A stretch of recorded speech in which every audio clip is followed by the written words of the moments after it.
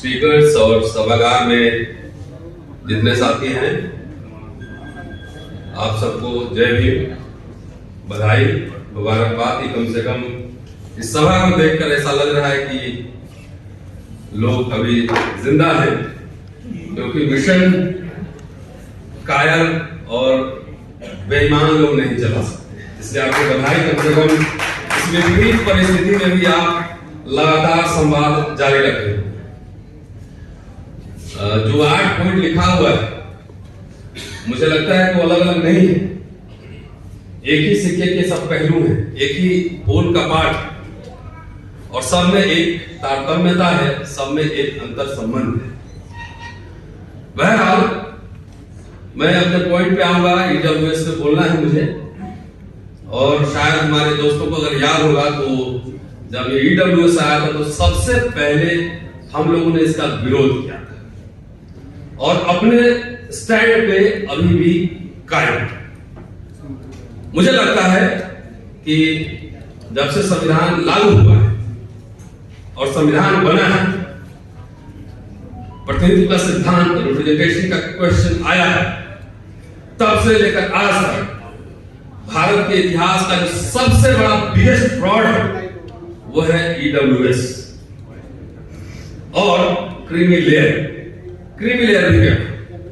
क्योंकि आरक्षण की अवधारणा को लोग, मुझे लगता है, ठीक से समझा ही नहीं गया, इसलिए ये सरकार, और खुल के कहने में मैं कैलकुलेट कर रहा था इसमें, कुछ इसमें खुल के बात नहीं आती, सीधा और सीधा कहने में क्या दिक्कत है कि ये बीजेपी सरकार और उसके जितने बैक करने वाले राइट विंगर संगठन हैं, वो तमाम संविधान के प्रावधानों को, रिप्रेजेंटेशन को खत्म करने की एक एक करके साजिश कर रही है और खत्म कर दे रही है।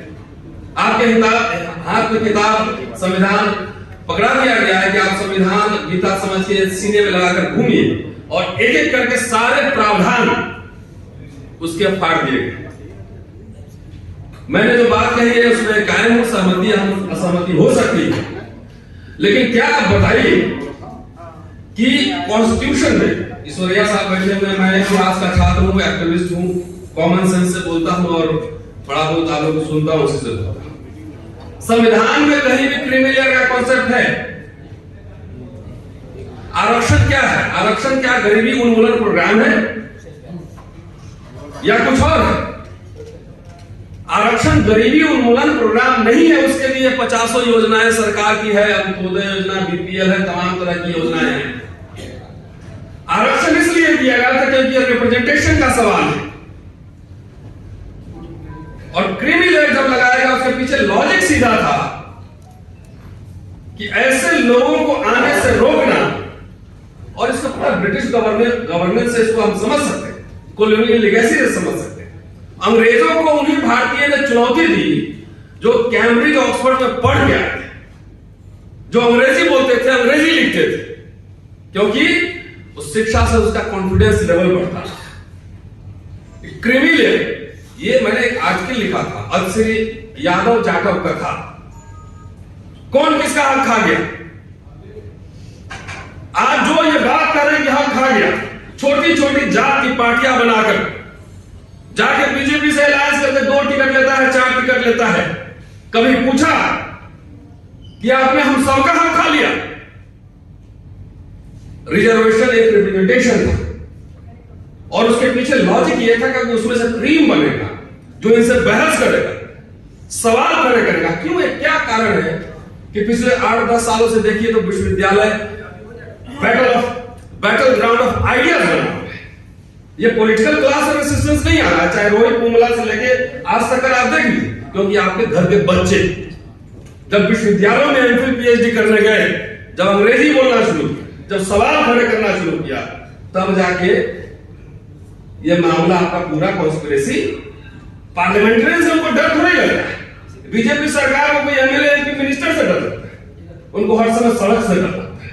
और फिर एग्जाम्पल सामने, किसान आंदोलन हुआ, SC/ST एक्ट था, रोस्टर का सवाल। ईडब्ल्यूएस देखिए, डॉक्टर अंबेडकर ने मिनिस्ट्री से रिजाइन किया, 4 पॉइंट्स बताए थे, 4 कारण। उसमें से एक कारण ये था कि ओबीसी कि रिजर्वेशन पे कमीशन बैठाने पे काम नहीं हो रहा है। क्यों आरक्षण दिया गया? दलित को दिया गया था अनटचेबिलिटी के आधार पर, ओबीसी को सोशल इकोनॉमिक बैकवर्डनेस के आधार पर। ईडब्ल्यूएस जो है यह किस आधार पर? अगर सोशल किसका बैकवर्डनेस है? अगर वो गरीब है, सवर्ण, वो गरीब है तो आरक्षण की वजह से गरीब नहीं है, वो सरकार की नीतियों की वजह से गरीब है, वो हमारी वजह से नहीं गरीब है। उसको थोड़े है कि घोड़ी पे चढ़ने से मारा जाता है, मंदिर में घुसने से रोका जाता है। लेकिन हमारे नेताओं ने भी, दलित पिछड़े नेताओं ने भी कुछ को छोड़कर तालियां बजवाई। और हमारे, आप देखिए, ओबीसी का तो अभी कोई आंकड़ा ही नहीं। अगर जाति जनगणना हुआ नहीं, ये आरक्षण को खत्म करने का जो है पूरा आरएसएस बीजेपी का जो फॉर्मूला है, अग्निवीर योजना लाओ। अब मैं स्कॉलरशिप की बात कर रहा हूं, ओबीसी का छोड़ दीजिए। हमारे लीडर्स को बोलना चाहिए कि साहब है कि एससी एसटी ने स्कॉलरशिप में क्रीमी लेयर लगा हुआ है। आपको पता है 8 लाख रुपए जिस एससी एसटी फैमिली का इनकम है, उसके बच्चे का अगर ऑक्सफोर्ड, कैम्ब्रिज, हार्वर्ड में एडमिशन हो रहा है तो उसको स्कॉलरशिप नहीं मिलेगा। तो 8 लाख रुपया तो जो क्लास 4 एम्प्लॉयज है उसका भी इनकम है, जो एलडीसी है उसका भी इनकम 8 लाख से ज्यादा है। तो 8 लाख इनकम हो गया तो उसका बच्चा ऑक्सफोर्ड में नहीं पढ़ सकता। ये लीला समझिए, ये जन्म और पूंजी की लीला। मुझे कहने में कोई आपत्ति नहीं, मुझे किसी से वोट नहीं लेना, जिस दिन लेना भी होगा तो मेरे लिए सीधा ये लड़ाई बैकवर्ड और फॉरवर्ड की है, कोई खुश करने की जरूरत नहीं। यहां एक तरफ एक पार्टी कहता है कि 20% और 80% की लड़ाई, और हमारे लीडर्स बैकवर्ड बनाम फॉरवर्ड करने की हिम्मत नहीं रखते। कहां से आरक्षण बचेगा? ये गैर संवैधानिक अग्निवीर तमाम सब लागू करेगा। इसलिए नेताओं से अगर नहीं हो रहा तो मैं आपसे आह्वान कर रहा हूं कि नए जमाने के नए लीडर्स पैदा कीजिए। मरे हुए बच्चा को जो है जिंदा करने से बेहतर है कि नया बच्चा पैदा कीजिए, और ऐसे लीडर्स बनाइए जिनसे सीधा मुकाबला कर सके। गोल क्या कीजिएगा? पॉलिटिकल रिप्रेजेंटेशन तो आपका हो गया, आप मेंबर ऑफ पार्लियामेंट उठाकर देखिए तो एससी एसटी ओबीसी तो बोले सब जगह दिख रहा है। मैं कह रहा हूं प्रधानमंत्री मत बनाओ मेरी बलास, राष्ट्रपति मत बनाओ, लेकिन जितने सार्वजनिक संस्थान है उसका डेमोक्रेटाइजेशन करो।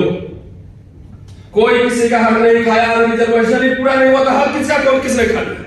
बताइए। ओबीसी का कोई दावा कर दे, प्राइम मिनिस्टर खुद ओबीसी के, संसद में रिपोर्ट कर दे कि ओबीसी का रिजर्वेशन पूरा हो गया। ये इसका आइडिया, इसका फिलॉसफी आपस में कभी आप सुने हैं कि कभी सुने हैं कि 50% जो आरक्षण किए हुए अपने लिए सबके लिए है, सबके लिए आरक्षण है, वो सिर्फ अपर कास्ट सवर्ण के लिए नहीं। उनके अंदर कभी सुने हैं कि ठाकुर मेरा खा गया, ब्राह्मण मेरा खा गया, कास्ट मेरा खा गया? सब अंडरस्टैंडिंग से चल पूरे सिस्टम पे कब्जा किए हुए, और हमारे बीच में चवन्नी 2 पैसा ऐसे फेंकता है और कहता है तुम उसके खिलाफ बोलो, तुम उसके खिलाफ बोलो। अब बोलने के चक्कर में पूरा idea of reservation, representation, the question of dignity, everything, सब कुछ हम खो चुके हैं। इसलिए अब चूंकि ईडब्ल्यूएस है तो उसमें लोग मांग कर रहे हैं, लेकिन मैं सैद्धांतिक रूप से ये एंटी कॉन्स्टिट्यूशन है, और पूरा डॉक्टर अम्बेडकर का जो आइडिया था रिजर्वेशन रिप्रेजेंटेशन का, उसको खत्म करने की ये साजिश। शुक्रिया, थैंक यू।